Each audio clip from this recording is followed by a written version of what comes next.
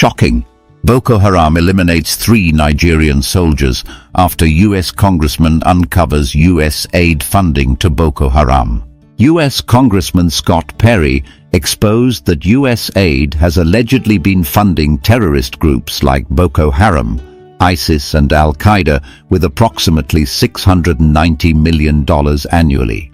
Following this revelation, Boko Haram terrorists attacked a Nigerian army base in Borno, killing 3 soldiers and stealing military equipment.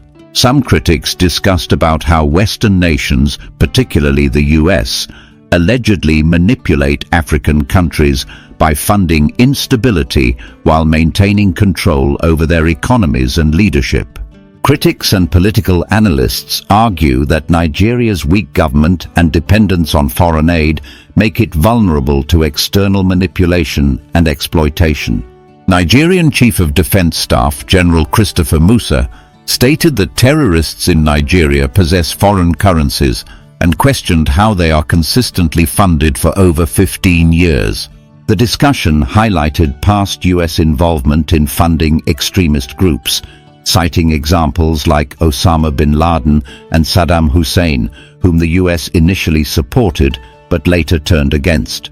They are accusations that the Barack Obama and Joe Biden administrations facilitated funding for terrorist groups under the guise of foreign aid, raising ethical concerns about America's foreign policy. Meanwhile, the Nigeria's security agencies, including the DSS, Department of State Services, are accused of corruption and complicity in allowing terrorism to persist due to weak enforcement. They are claims that high-ranking Nigerian officials are involved in arms sales to terrorists, further worsening the country's security crisis. The Nigerian government's mismanagement and arrogance in international relations, including dismissing the reports that Canada denied visa on Nigeria Chief of Defense Staff General Christopher Musa, has led to diplomatic embarrassment and weakened Nigeria's global standing. I have to tell you a story that has been weighing heavily on my mind for the past few days. It is a story filled with shocking twists, deep disappointments and questions that seem to have no easy answers. I was reading and listening to reports that spoke of an investigation led by United States Congressman Scott Perry, a man whose dedication to uncovering hidden truths had revealed something truly alarming.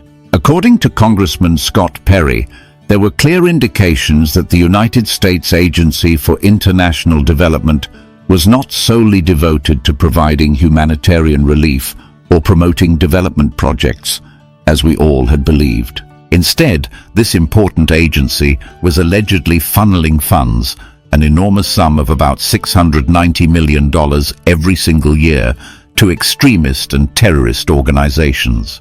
These were not small-time criminals, but groups such as Boko Haram, the Islamic State of Iraq and Syria, and Al-Qaeda, organizations that have inflicted unspeakable suffering on countless innocent people. I found myself sitting in disbelief, wondering how money that was meant to help rebuild communities and support the most vulnerable could possibly end up in the hands of those who perpetuate terror and violence. Not long after this explosive revelation, the situation took an even darker turn. Reports soon emerged that Boko Haram, a terrorist organization known for its brutal tactics and relentless attacks, had carried out a devastating assault on a Nigerian military base in the northeastern state of Borno. In this horrifying incident, 3 brave Nigerian soldiers lost their lives. These soldiers had dedicated their lives to protecting their homeland, yet they became victims of an attack that was as sudden as it was violent. In addition to the loss of life, Boko Haram militants managed to steal vital military equipment, including specialized gun trucks that are essential to the operations of the Nigerian armed forces. As I learned about these events, I could not help but feel an overwhelming mix of anger, sorrow, and confusion. How could it be that the very institutions created to safeguard national security were facing such relentless challenges, especially in a time when the funding from a nation as influential as the United States was implicated in supporting these extremist groups. My heart sank further when I began to understand the broader context behind these events. Many critics and political analysts started discussing how powerful Western nations, and the United States in particular, might have been manipulating entire regions of the world. Their argument was that these nations, by providing massive amounts of foreign aid, had inadvertently, or perhaps even deliberately, helped create environments of instability in African countries. They claimed that by making these countries heavily dependent on international support, the West could effectively control not only their economies, but also their leadership and political futures. This idea was difficult to grasp because it suggested that the struggles of countries like Nigeria were not merely the result of internal issues or local corruption. They were also a consequence of a much larger and more insidious external manipulation. I remember discussing this with a close friend who grew up in Nigeria. He told me that his country had suffered from years of mismanagement and that the government had become so reliant on foreign aid that it was almost impossible for Nigeria to act independently. The thought that a foreign power could potentially influence the very destiny of a nation that had already endured so much hardship made my stomach turn. One of the most striking moments for me was when I read the words of Nigerian Chief of Defense Staff General Christopher Musa. In a candid and impassioned statement, General Christopher Musa expressed his deep concern and bafflement over the fact that terrorist groups in Nigeria seemed to have endless access to foreign currency. He asked a question that resonated with many who have been trying to understand the persistent strength of these groups. How could it be that these terrorists were consistently funded over a period that spanned more than 15 years? General Christopher Musa's words painted a picture of a system that was not only failing to protect its citizens, but was also actively undermined by the very policies and financial practices that were supposed to secure its future.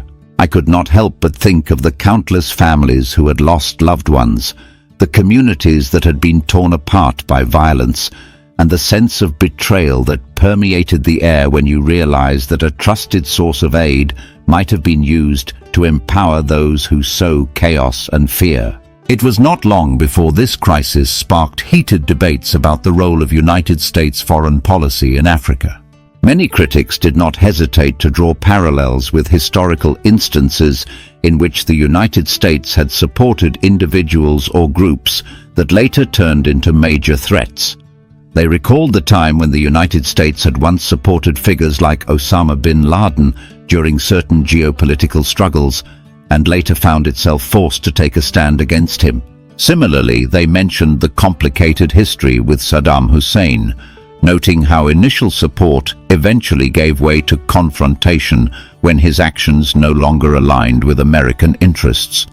Such comparisons serve to underscore the argument that the allegations surrounding United States Agency for International Development were not isolated incidents, but rather part of a disturbing pattern in American foreign policy. For many, this pattern revealed a troubling irony, that funds meant for relief and development were instead being used to finance the very organizations that would later plunge regions into deeper turmoil. I remember feeling a deep sense of sorrow at the thought that a nation revered for its commitment to freedom and democracy might also be entangled in actions that contributed to suffering and instability. The more I delved into the issue, the more I began to see that the challenges facing Nigeria were multifaceted. One crucial aspect of the crisis was the vulnerability created by Nigeria's heavy dependence on foreign aid. Over the years, Nigeria had received countless sums of money from international donors, all intended to boost the country's infrastructure, support its economy, and improve the lives of its citizens. However, this dependency came with a hidden cost. Because Nigeria's government was so reliant on external funds, it became susceptible to external influence and manipulation. Powerful nations could, and often did, use their financial leverage to dictate terms that would benefit their own interests, sometimes at the expense of Nigerian sovereignty. This was not a new phenomenon. The history of Africa is replete with instances where the promise of aid was intertwined with political and economic conditions that ultimately undermined the ability of nations to stand on their own. I found myself recalling old news stories and academic analyses that explained how dependency on aid could lead to cycles of corruption and mismanagement. It seemed as though every time Nigeria tried to rise above its challenges, invisible hands were pulling it back down into a vortex of instability and foreign control. Amidst all of this, there was a voice that I found particularly compelling, a voice that emerged from a YouTube video that had quickly gone viral. The video featured an outspoken commentator whose passionate delivery struck a chord with many Nigerians and people around the world who were watching. This commentator spoke with a raw, unfiltered honesty about the state of affairs in Nigeria.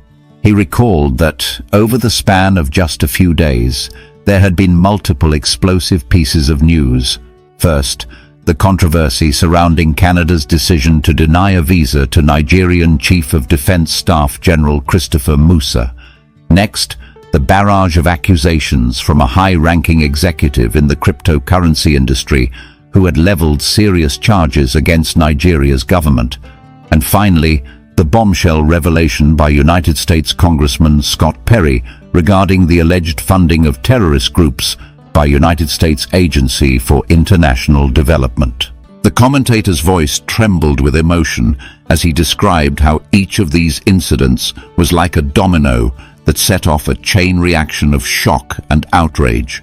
His words made it abundantly clear that the people of Nigeria were at a breaking point, grappling not only with the immediate threats to their security, but also with a deep sense of betrayal by institutions that were supposed to protect and support them.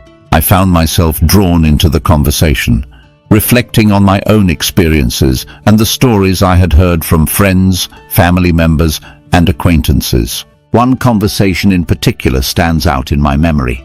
I had been speaking with a longtime friend from Nigeria, a man whose heartache was evident in his voice as he recounted the daily struggles of his community.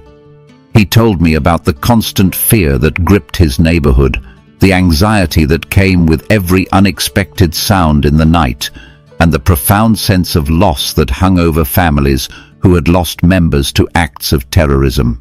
He explained that the Nigerian government, despite its best efforts, seemed to be caught in an endless loop of crisis management and short-term fixes.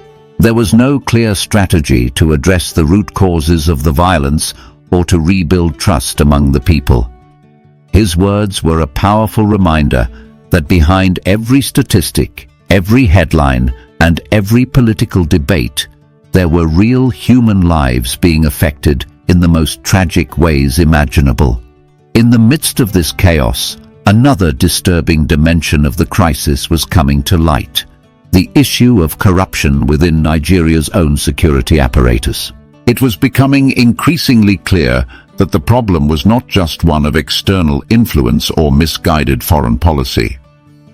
There were serious internal issues that were compounding the crisis. Reports began to circulate that some high-ranking officials within Nigeria's security agencies, including the Department of State Services, were involved in corrupt practices that directly contributed to the nation's vulnerability. There were allegations that these agencies were not only failing to stop the flow of arms to terrorist groups, but were, in some instances, actively involved in illicit arms deals. The idea that those tasked with protecting Nigeria's national security might themselves be part of a system that was enabling terrorism was deeply disturbing. I remember feeling a profound sense of sadness at the thought that corruption could so easily erode the trust between a government and its people, leaving a nation exposed to threats from within and without. One particular incident that underscored the scale of the internal crisis involved a report that came out shortly after the attack on the military base in Borno. The report detailed how certain Nigerian security agencies, rather than effectively intercepting the terrorists, appeared to be complicit in enabling them to acquire advanced weaponry and critical military equipment. It was as though the same systems that were supposed to provide defense were inadvertently, or perhaps even deliberately, supplying the means for destruction. I remember reading the report late one night, the words blurring on the page as I tried to comprehend the enormity of what was being described. It felt like a betrayal on multiple levels, by international donors whose funds were meant to help secure Nigeria's future, by national institutions that were entrusted with the safety of the people, and by a government that had long been criticized for its lack of transparency and accountability. As if all of this were not enough to make one question the very foundations of Nigerian society and its relationship with the international community, there was another layer of diplomatic fallout that further complicated the situation. In a move that many observers saw as a clear sign of Nigeria's diminishing global standing, it was reported that the government of Canada had denied a visa to Nigerian Chief of Defense Staff General Christopher Musa. This decision, controversial and widely debated, only served to deepen the sense of isolation that Nigeria was beginning to feel on the international stage. For many Nigerians, this was more than just a bureaucratic setback. It was a public statement, a signal that the country's internal struggles had not gone unnoticed by its international partners. I found myself pondering the long-term implications of such actions. How could Nigeria hope to regain its footing and rebuild trust with other nations when its own leadership seemed mired in controversy and internal discord? In reflecting on all these events, I could not help but notice a recurring theme, a theme of dependency and vulnerability that seemed to be at the heart of Nigeria's troubles. The country, blessed with abundant natural resources and a vibrant cultural heritage, had long been seen as one of the most promising nations on the African continent. Yet, its heavy reliance on foreign aid had become a double-edged sword. On one hand, international assistance had provided critical support during times of crisis, whether in the form of emergency food supplies, healthcare services, or infrastructure projects. On the other hand, this same aid had created a situation in which Nigeria's own government was often forced to answer to external entities rather than its own citizens. The irony was palpable. The very aid that was intended to foster self-sufficiency and growth had, in many ways, contributed to an environment of dependency that undermined the nation's ability to stand on its own 2 feet. I thought about how this dynamic played out not only in Nigeria, but in countless other countries around the world. It was a stark reminder that sometimes the tools designed to help can also be used to control, and that the path to true independence is fraught with challenges both internal and external. Of course, you already know what's going on in the country. First is the incident of the funding of USAID, the funding by USAID or USAID, as we would call it. So today, it was revealed today. In fact, what's his name? David Hundeyin has been following up stories and alleging to how the Western world, especially the United States, may have been responsible for the underdevelopment of Africa and, the troubles in some parts of the world. And this investigation almost was proven today to be about true, with the revelation by a U.S. Congressman, one Scott Perry, we can come out, can talk, say, as they investigate the bad things for Elon Musk office through the Office of Good Governance and Efficiency. They investigate the things, the way they carry government money do. Now they come find and say the U.S. government under the administration of Barack Obama, Joe Biden, they spend money to the tune of over $690 million, where they use every year.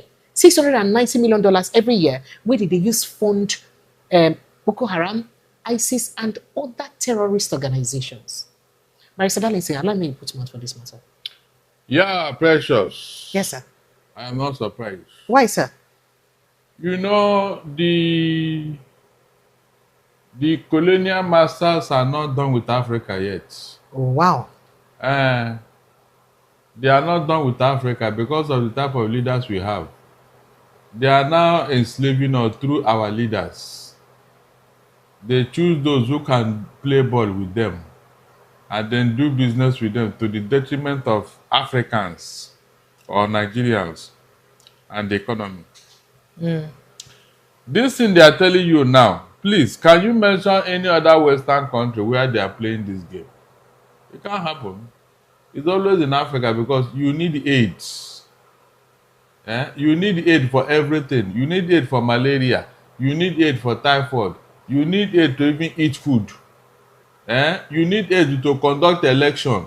You need aid for everything. So you think the man that is paying you this, giving you this money, he will not dictate the tune. He will dictate the tune, no. So that's why when they give you all these aids, some of us who have insight will tell you this doesn't come. So you feel that because of the aids they wanted to give us, now make this kind of thing they happen? Of course. How? I just ask you here, can they do it in China? Yeah. Can they do it in India? So you have become a weak government. Your economy, your government, they are weak. And so somebody is lashing on it. Yes, if we have a strong economy and a good leadership, they won't even come close. They won't come close. I said, mention any other Western country where this US is doing this thing. They can't go there. It's not possible. So Barrister Darlington, this is a very, very serious matter because whether we like them or not, this thing gets implications. You understand? Of course. In fact, make we just quickly go play a video of where the US congressman talk the thing, make you understand exactly what's in talk, and then we'll go back to speaking about the implication of this matter because it would be very important make we understand and get a perspective to the conversation. Make country people also see and see the video and watch them by themselves so that they will make their own decision. So let's see if I can get that video. Is it playing? Yes. Who gets some of that money? Does that name ring a bell to anybody in the room? Because your money, $697 million annually, plus the shipments of cash funds madrasas, ISIS, Al-Qaeda, Boko Haram, ISIS Khorasan, terrorist training camps. That's what it's funding. If you think that the program under Operation Enduring Sentinel entitled Women's Scholarship Endowment, which receives $60 million annually, or the Young Women Lead, which gets about $5 million annually, is going to women who, by the way, if you read the Inspector General's report, is telling you that the Taliban does not allow women to speak in public. Yet somehow you're believing, and American people are supposed to believe, that this money is going for the betterment of the women in Afghanistan. It is not. You are funding terrorism, and it's coming through USAID. And it's not just Afghanistan, because Pakistan's right next door. USAID spent $840 million in the last 20 years on Pakistan's education-related program. It includes $136 million to build 120 schools, of which there is zero evidence that any of them were built. Why would there be any evidence? The Inspector General can't get in to see it. But you know what? We doubled down and spent $20 million from USAID to create educational television programs for children unable to attend the physical school. Yeah, they can't attend it because it doesn't exist. You paid for it. Somebody else got the money. You are paying for terrorism. This has got to end. I yield, Mr. Chairman.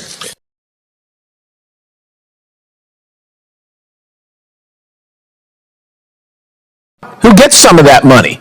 Does that name ring a bell to anybody in the room? Because your money, $697 million annually, plus the shipments of cash funds madrasas, ISIS, Al-Qaeda, Boko Haram, ISIS Khorasan. We say we know the Taliban don't let them educate girl children.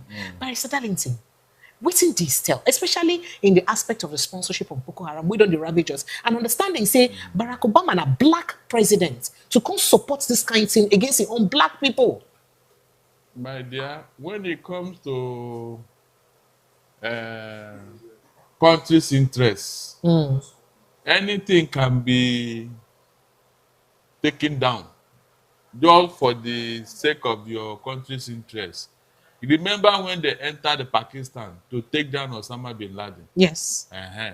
I never even talk of Syria here now. Good. They broke all international law. America broke it just to get this man. It's like an invasion. They invaded Pakistan. And so when you have power, your might is right too. In international diplomacy, might is right. If you have that, power, you can get away with so many things and nothing will happen. That's the truth. So I wasn't surprised when this thing came up, because over the years, there have been, series of revelations about how America is funding terrorism all over the world. So Barrister Darlington, they used Osama bin Laden when they were fighting. What is it called now? When they were fighting in Afghanistan. Okay. Saddam Hussein them and all those cases. They were the one that raised them. And when they are done, they now decimated them. So that's what they do, America. That's what they do. They were the one that raised Saddam Hussein when they were fighting Iran. So Barrister Darlington, in a recent interview, they asked the Chief of Defense Staff, General Christopher Musa, about why he thinks say terrorism they persist for inside Nigeria. 10 to 15 years now, we've done the struggle, the fight for terrorism. And within these years, security don't top our budgets for inside the country. But this thing no one stop. If they waiting to answer the Al Jazeera presenter, we tell them. And make we go here waiting to answer the Al Jazeera presenter, because it is very, very important. It tell the Al Jazeera presenter something we get to do with international funding. And it can't be like, say, this thing where they happen now, don't confirm that's in when talk. Maybe could it be the reason why Nigeria is helpless in the fight of terrorism? Let's get to see that video. So I wonder, in your mind, whether any of this may have strengthened your enemy. We've talked about a period of 15 long years there. We've talked about playing an almighty game of catch-up. Yeah. But in the meantime, we've seen Boko Haram regroup. What is your answer to that? That you have in some way fed the insurgents? The problem is that I think we've talked to the international community. Let's find out the funding. When they started surrendering, by the time we left, so as we speak, we have over 120,000 that have surrendered. Most of them, when you find them, they are coming with hard currencies. How did they get them? How are they funded? How did they get the training? How did they get the equipment? What is your suspicion? Well, maybe an international conspiracy. You don't know. Who knows? How are they be able to sustain themselves for 15 years? That is one question I think everybody should ask himself. For Nigeria to be able to hold them, and you go to Nigeria, everything seems to be working well. You must have an idea. I mean, let's not talk about international conspiracy theories. Let's give some hard facts. Well, I just leave it at that. I'm sure they know, and I'm sure everybody knows that these are the challenges we're facing that needs to be addressed. So the UN need to come in to ensure that, because we need to trace the funding. How are they sustaining themselves for 15 years? What does the UN coming in mean? What does that look like? Track the funding. It's international flow.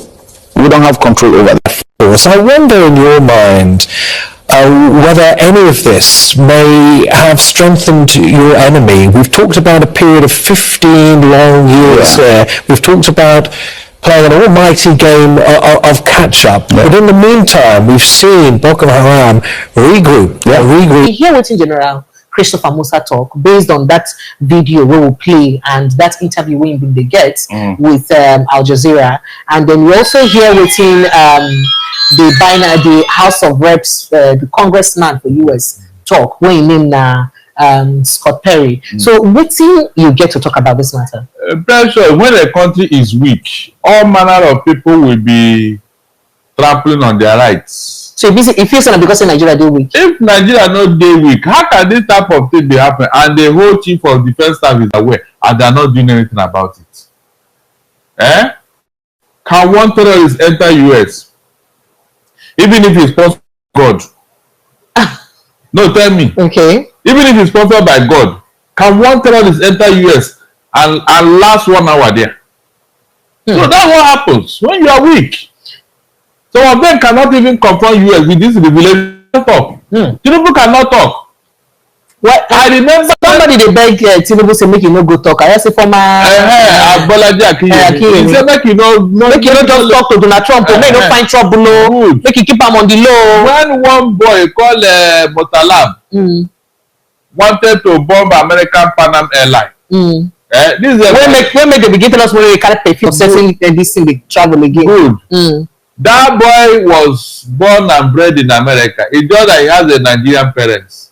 And for that reason, Obama concluded that the boy was a terrorist from Nigeria.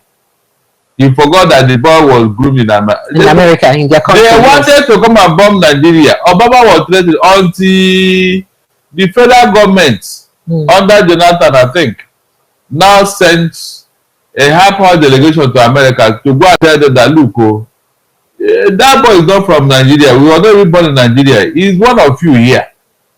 You know? He's one of you here. So why would you now say he's a Nigerian, this and that? When it is bad, it's Nigeria. When it's good, it's America. So that explanation helped to down the tension. If not, Obama was to bomb Nigeria. So, but something that does not concern but you know, before we talk before that other live, so in case you want to catch up with the conversation and the videos, you can go watch the previous live. I'm sorry, and that's why I'm not deleting it. So why would they talk for the other live? Why a person like Obama would be responsible? Because now from your administration, this funding of Boko Haram, ISIS, you know, Al Qaeda and other terrorist organizations start. So why if this a person from Africa would support anything we go undo in one African brothers? You have forgotten that this is a country's interest. In fact, a lot of infamy happened under Obama, including this immoral behavior and all that. Homosexuality. He brought it into America. He brought. Yes. I think brought them. He made it a state policy whereby it was endorsed and people start being ungodly. And that's what Donald Trump had come to reverse. That he want to take the American back to God. So reversing it now with Donald Trump. People they talk say Donald Trump actually come to reverse him, or he just come to pay back because of say Biden administration indict him of corruption. No. So now what's he making just come to expose everything we Democrats and don't do before? No, what is bad is bad. Like this ungodly behavior. When he said that we only have two gender, male and female. I mean, is that not a good this thing? So what happened was that when Obama was in office, he wanted to impress the American public. Remember that it was in his first term that all this was going on. He wanted to impress the American people that look, a black man can do a lot of things. Even though he has a black root, a linkage with Kenya, that his root is from Kenya, that is not for anybody except America. In fact, when he brought down Osama bin Laden in Pakistan, that was when American people accepted him fully, because they all have a Muslim background. Obama, Osama. So they say if you go feed drum to your people, and they say we believe, say you really. Yeah, so that was what Obama was doing to impress the American public that he doesn't have sentiment against any black man or whatever, or Kenyans. Okay, so by Saturday, make we just go straight to waiting they happen because of time. To waiting they happen to the House of Representatives. This kind of expose way from our Binance. You want land for this thought? Yes, I've not exhausted this. What the chief of army staff was saying. Precious. Sir? Now the Nigerian government is saying this that they cause for people with dollars and foreign currency, and they don't know where it's coming. Please, does it take rocket science for you to trace where they get the money and who gave them the money? Is it not a collaboration with Nigerian officials that those money got into their hands? Is it not with collaboration with Nigerian officials? Because without internal collaboration, external aggression will not take place. So whether international community they complicit or not, they get to do it. Yes, but that is not the rats where they have the one where they so when you have seen it, what are you doing as a person? Are you not the one trying to even validate what was going on by pampering terrorists? When you capture them, you rehabilitate them and all that. You are the one aiding and abetting this thing, and you are the one complaining. If you have been frontal with the terrorists and their paymasters see what is going on, they will cheer. They will say, no, these people are becoming serious. So the way they are handling these guys, we can no longer sponsor them more. It will end. Precious, it will end. But the Nigerian government is so weak that they can't even confront their enemy. You have seen all this, you have discovered it, but what are you doing? Nothing, because you are weak. You are weak. I told you that under Tinubu presidency, Nigeria is going to lose a lot. The blackmail will be so much that Tinubu will be helpless. There is nothing he can do. If you talk too much, FBI will release more serious documents about him. So you have to keep quiet and allow them to be doing whatever they are doing. That's what is going on. Why ask yourself, why is it that under him these things are coming out? Under him, all these revelations. Did you know about it before? It's because they have seen a weak man in government. That's why when Tinubu is saying this and that, my tax reform, you are just a local champion. In the international community, you have no say. But Mr. Daniels, talking about international community, Tigran Gambaryan, the Binance executive, he can't talk a lot of things. So he indicts your NSA, your national security advisor, your friend, Nuhu Ribadu. Talk say, now Nuhu Ribadu bad character, now he make Biden no fit see Tinubu.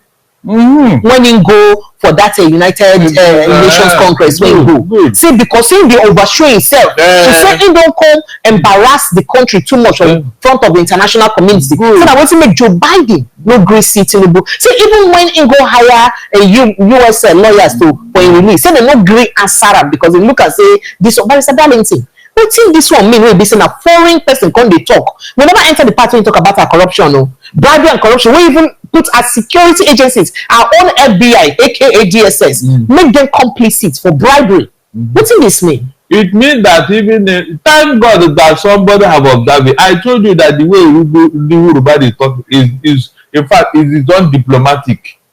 He's not talking like a cultured government official of that height. The way you have been talking and handling issues, it is tainted with arrogance, impunity. Yes, he's not like the go to hell when take Canada. Exactly. All these things will tell you the character we are talking about here. Yeah. Unfortunately, this man was the first EFCC chairman, and he did a lot of work. Then all of a sudden, because he had joined APC, he had changed. Everything about him have changed. That is why it is always very important. Choose your friends, because there's a friend you'll be relating with. All of a sudden, the character of that person will now impact on you. You won't even know when you are taking part of the character of the friend you are moving with. That's why he said that if you tell me your friends, I'll tell you whom you are. Since Urubadu joined APC, he has been talking and behaving anyhow. Look at how he brought out a very scandalous statement that military and police are selling arms to terrorists. The arms and ammunition bought for them, they are selling it to terrorists. A very big scandal. That thing finished the military. So if you are doing this, then what is the impression now that you want this thing to end? And the same man who came out after this Canadian thing happened, that they are fighting, they are doing this, we are a strong country, we need to review that country. Look at contradictory statements. You say that these people are selling arms they bought for them to terrorists. Does it mean that a man doing this want this thing to end? He doesn't want it to. So why are you not coming and say we are fighting? Our men are all over the place, doing this, doing that, from the east, from north, from this. You are just contradicting yourself. Instead of you to punish those you have found to be culpable, and make a scapegoat of somebody, you didn't. You just make careless statements that will haunt you tomorrow. The one you said the other time is still haunting you, and you are trying to deny it, and you are making more arrogant statements that will haunt you tomorrow. At the end of the day, you start looking for somebody to blame. These people, when they are in government, they forgot that tomorrow will come. They believe that they are in power, nothing will happen. No, that power cannot be forever. No matter what it can never be forever. But it's balancing for somebody we know be from our country to open my talk, say our own national security advisor embarrass Nigeria. What does this thing mean to us as a country? It means that we don't have guidelines. You know, we don't have decorum. We don't have what do you call it? We engagement. Templates. When you want to engage the international community, my dear, it is a professional job. You don't just go there to display your arrogance and think that anybody will listen to you. Like this thing, you told Canada, go to hell. If Canada now said, okay, want to go to hell, oh yeah, this, we are not doing it again. Because they have bilateral relationship. We have bilateral relationship with the Canada. Your economy and everything about you is down. You need the help of these people, and you are telling them go to hell. What does that mean? That's not how to talk. Seriously, that's not. Unfortunately, Tinubu cannot even call anybody to order. You see it? Tinubu would have even asked this man to go. You know, when they gave him that appointment, some of us said that he is not qualified for that position. The NSA. Yes. Because in position for police to reach that level. He don't reach, yes. And so you feel say the show say he no really qualified. Yes, he don't display. He has displayed because there is no maturity. Under his watch, look at what is going on, insecurity everywhere. Yes, he has not been able to do something substantial, something outstanding to say yes. But you talk say for the first time, the different military, these things they don't work together. But by Sebastian, it is not true. It is not true. If they are working together, how come the military and the police are selling arms to terrorists? But Mr. Darlington, look, we leave your friend Nuhu Ribadu Smoke, or enter inside waiting more of the things we tie Graham than Brian talk. Barrister Darlington, they say your House of Representatives, especially the committee where they in charge of fighting corruption, they aid and support corruption by asking the young man wey be say dem hold make e be say e give dem money. But the man don't even insult una. The kind insult una. He say dem just be dey use Binance. Say Tinubu government dey use dem be use Binance to cover up in policy failure. Hey, the thing pain my head when I hear am. I say Barrister Darlington, for somebody wey no from our country to talk this kind of thing about our country. You talk a lot of things, so yes, expose your House of Rep members. Even though say one of them don't come out now, come talk, say no, not be me, I'm not there involved though, I'm not that. In fact, if the man go fit beat his chest, show evidence, then I go resign. But by Darlington, before I begin name them, I beg, go ahead and then respond first. What the man said is not new. Precious. Yeah, this same National Assembly. You remember that they are clearing budget presentation. That of federal universities. Hey! Told their VC to bring certain amount of money before they can clear. They can clear it. They come talk say na dollars so they see send.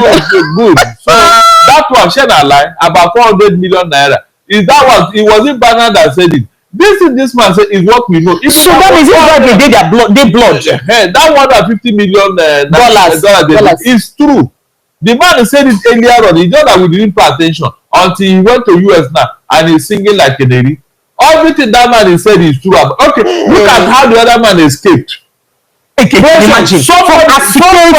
Somebody aided him and he entered the plane and left this country. Somebody aided him. Is that not true? Money exchange hands. Hell! Money exchanger. Inside our country. National Secretary Advisor is there. He's there. Yes, no head the road. No head the road. Nobody was brought to account because such a high profile suspect, you don't give him that freedom to go and pray. To go, they didn't detain them in a hotel. Not even our cell. No, they detain them. You can imagine that kind of our cell level. No day. No day. As long as you're a suspect, you must go there. But you can see what happened. So that will tell you that what Banner's man is saying is a fact. In Nigeria is heavily corrupt, Precious. It has gone through the roof. But Mr. Darlington, this particular corruption only come they do well for corruption in because if the head is rotten, how do you think the body will be okay? The man heading you, how corrupt, how clean is he? Who is your president? When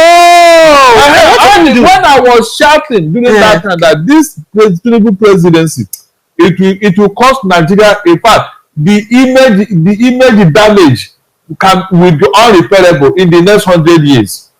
I said it and I knew what I was saying. This Tinubu, with all the things that came out, my dear, we have not seen anything yet, though. We have not seen anything yet. Darlington, what in the image get to do with anything? When you are a leader, your number one image maker have no image. What do you think will happen to that country? Oh, but our president gets image now. Our president, now one person will be saying, don't leave almost everything. Well, leave we aspire to be for life. No, believe what those things. I said, with what you know about Tinubu today, can you be so proud of him as your president? Can you? No, with what you know about him today, that you have not even been able to explain to anybody, can you be proud of him today? From what we know in Nigeria here, to what came out from Chicago, to what came out from US. Please, can you beat your chest and say, yes, we have somebody with integrity who can go out there and speak on our behalf? Please, can you? Sir? No, can you? Sir? So you can see now, that is the beginning of the problem. So when we are telling you that leadership is not for everybody, you people don't understand. It's not about, it's not enough for you to wangle your way, bribe everybody, use money, do this and that. We don't even know who sponsored his election.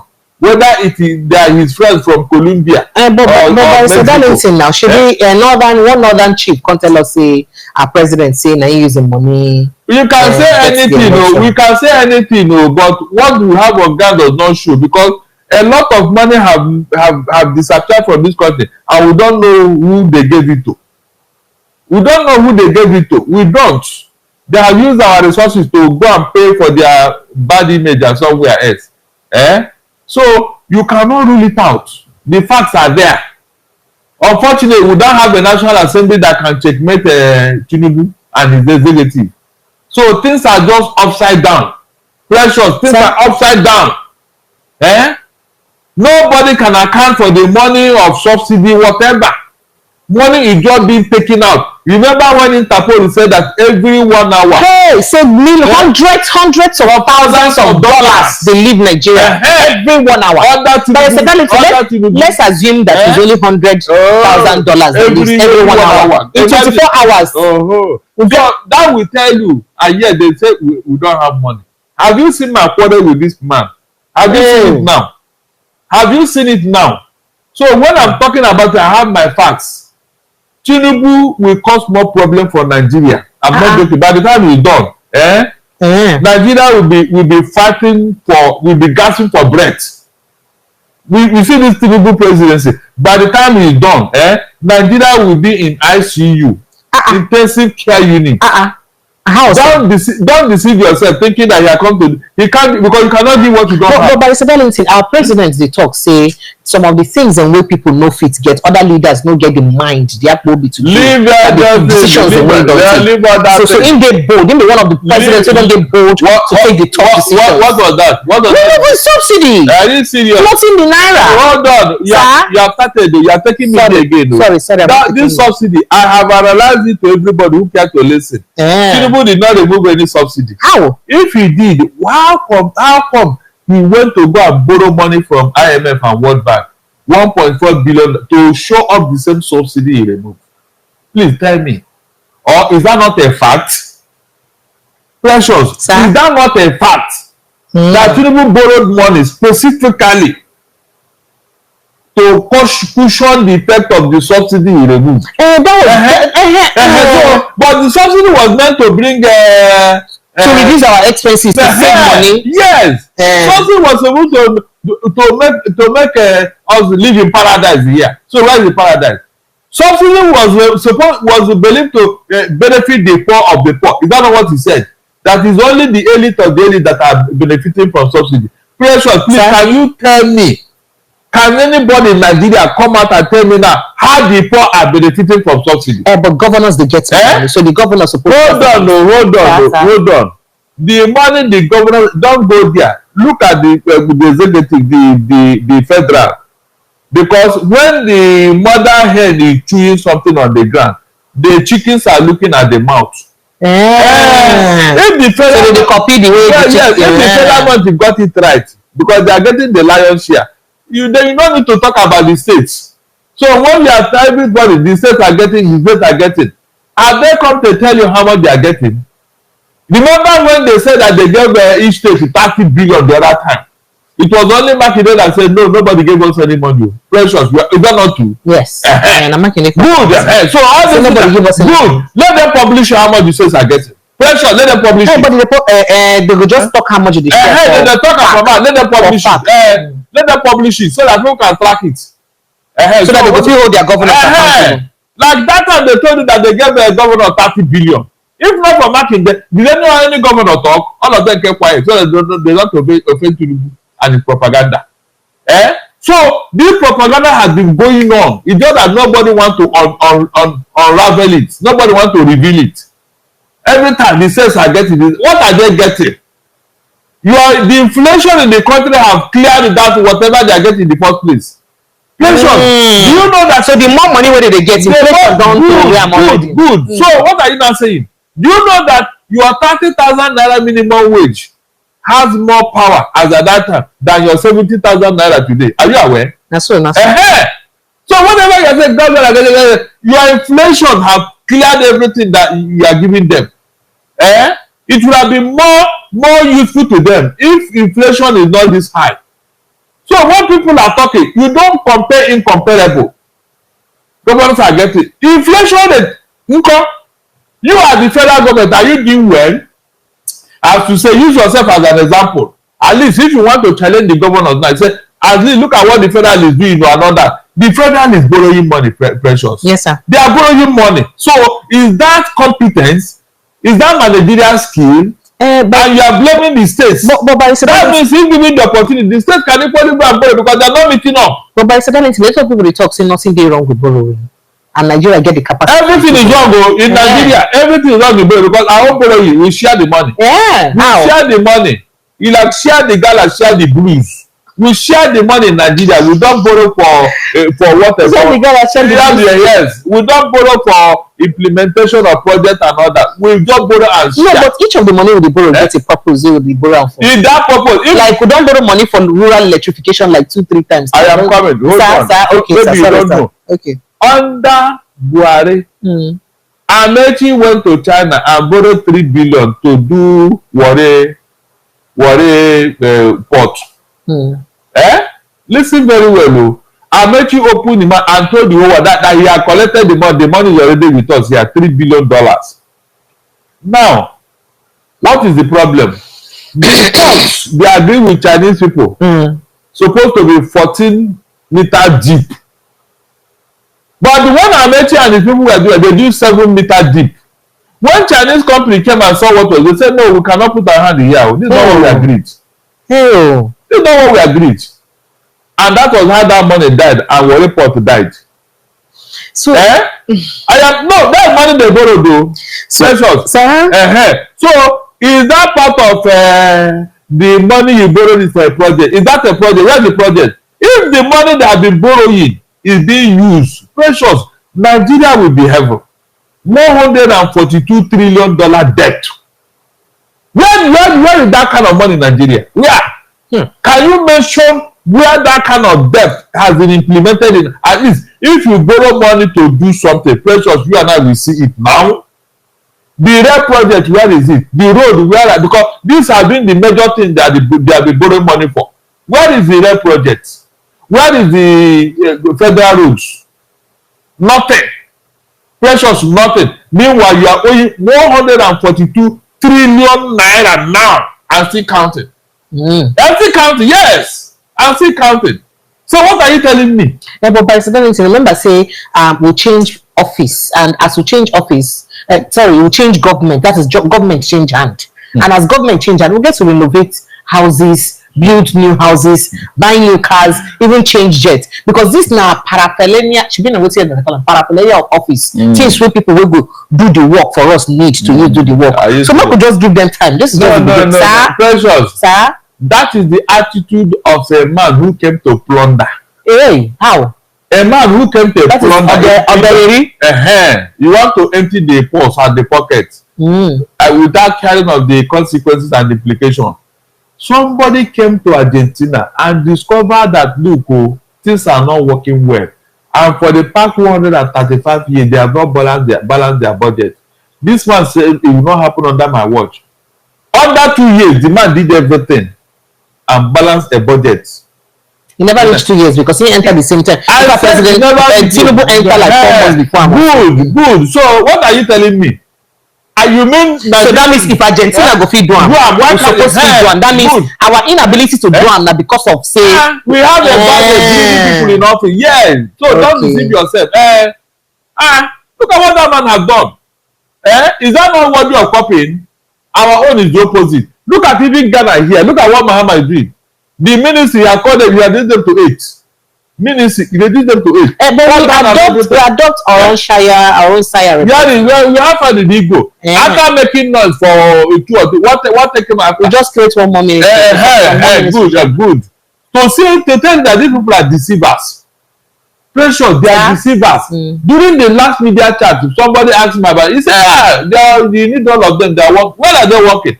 Like that of blue economy. What has it brought to us? We see they check out the economy. Blue. What are they doing inside that water? You know, say water na deep thing.